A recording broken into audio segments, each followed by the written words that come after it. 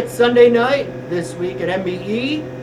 We're going to get to that billet A460 stuff here in a little bit. First, we just finished this op on another Big 9 manifold with the billet Big 9s. Performance-wise, that's been such a big hit. And now that Edelbrock made their castings even heavier, now that thing is 18 pounds lighter than an Edelbrock, a ported Edelbrock. We just ported another one, so that works out really good. And then you can see we got more of them right here. We got this going. Got a set of 10-degree wedge heads here. So a lot of this stuff will be for like super late models, sprint car, well, maybe not sprint car stuff, super late models, endurance applications, small block Chevy. We got some 4-500 bore space heads here. So this is using Brodex's casting. These just have to be valve job. This customer wanted steel seats in it, so if you want steel seats, that's what they get. So that's the MBE 4-500 Brodex version.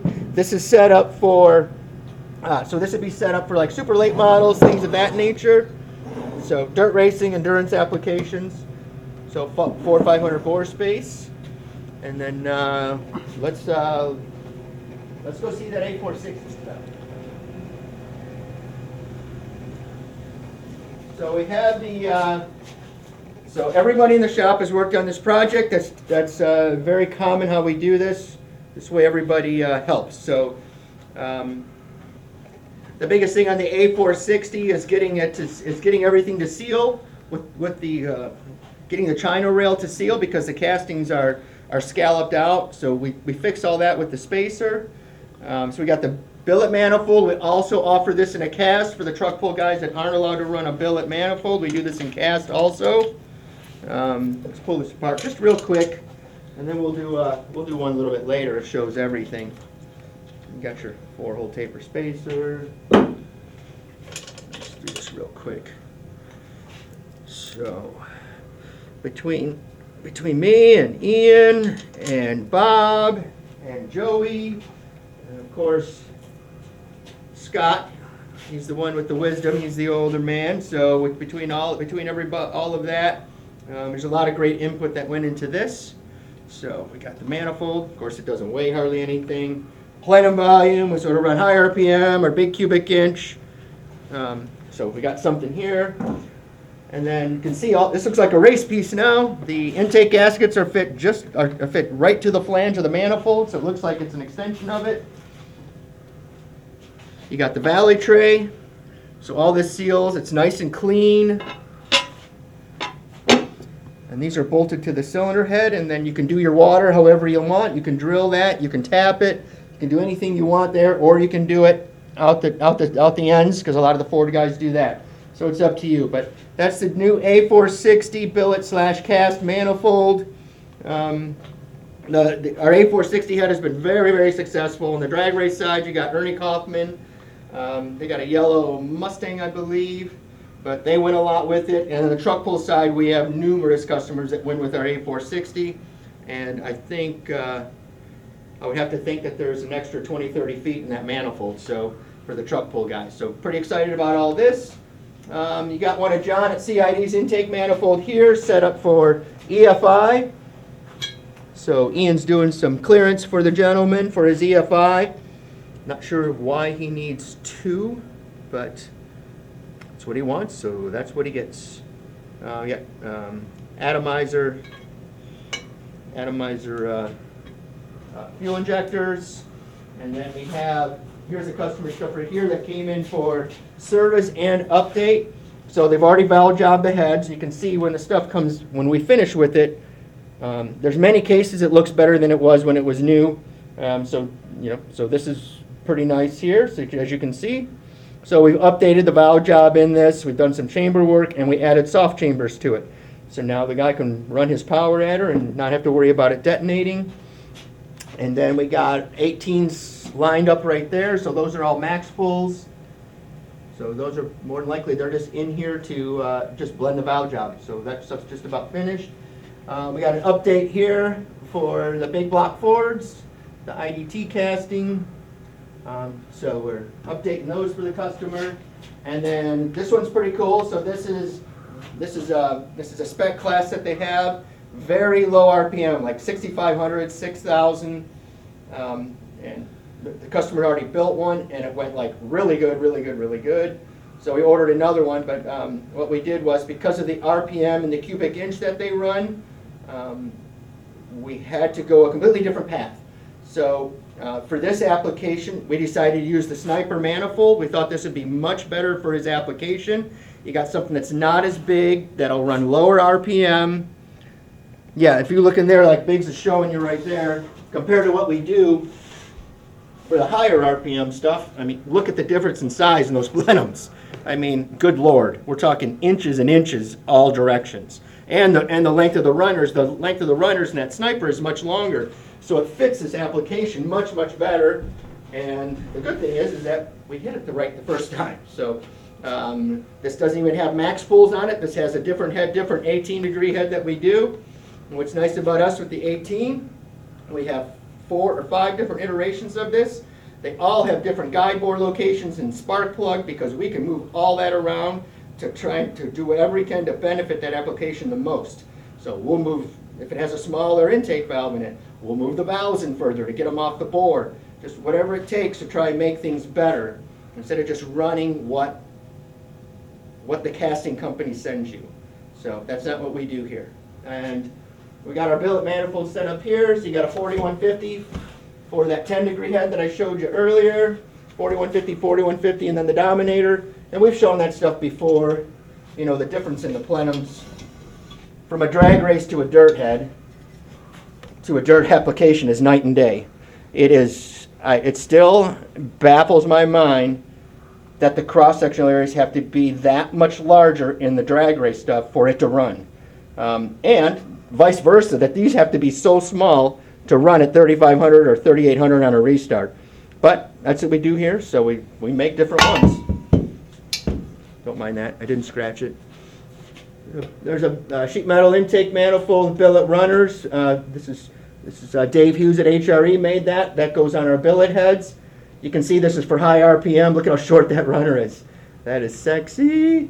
So, yeah, so that's a pretty cool piece too. And I believe this is a Braswell deal. These things are pretty cool. These Venturis push out so you can change them. They're 2-piece. All that stuff's really cool. And that stuff's been around for a long time, but it's still pretty cool, for sure. I think that stuff's awesome. Oh, and then we got more of John's manifold set up for EFI right here. So we got these Fords or LSs. Oh, these are 2 LSs. Ford number 1 would be on the other side, so it would be like this, because on a Ford number 1's on the other side compared to a Chevy or an LS or a Chrysler for that matter. So that's all. So we got those there. So those are just inventory. We move a lot of those. John at CID definitely helps us succeed for sure. So out here, actually a lot of stuff going on. That. Okay, so we got another big 9-billet manifold here. So that's all ready to go. And then the billet valley tray for it. And then we send all the fasteners with it, so nothing rusts.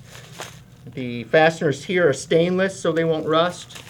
And we send all this with it, so you have the right bolt lengths and everything. Dave takes care of all of this, and he is so meticulous. And the best thing about Dave is Dave's an engine builder first, so he understands all of the things that become a headache when you receive something that's not quite right. So he makes sure that everything is marked, and like I said, all the bolt lengths and everything is correct. It takes a lot of extra time to do all of that, but if we can save the engine builder grief, hopefully he'll order again. That's the idea of it. We got some T&D rockers right here, 13-degree drag wedge heads right here. You can see this is going to have the billet manifold, so it's got the valley tray. So the valley tray is O-ringed, so we got the valley tray that hooks up to that. We got another set of big 9s for Vince Corey. He's been building a bunch of motors with these. So in that 632 class, they just won one of the championships with Craig Liberty's car. or his daughter's car, I should say. And but they've been building a bunch of these, and they've been very successful. So it might be somebody to call if you're interested for your 632 deal. And then we have billet heads here. So this stuff's going to Australia. This would be like Australia Pro Stock stuff, things like that. So this is it's some of my favorite stuff to do because it's some of the most difficult stuff to do. So all of us here enjoy that. You got a head that truly flows 500 CFM, and it's a small block. What's important about all this is that the valve locations are correct, because when you do anything that says Pro Stock on it, it doesn't seem to matter if it's truck pulling Pro Stock, if it's Australian Drag Race Pro Stock, or it's NHRA or Mountain Motor. Everything is refined on, maybe not Mountain Motor, but everything else is refined. And then we have Jessel rocker arms for here, and we got T&Ds here. Oh no, sorry, these are T&Ds. We do have Jessels for these coming though, so when we receive those, we'll definitely show you because they're beautiful pieces.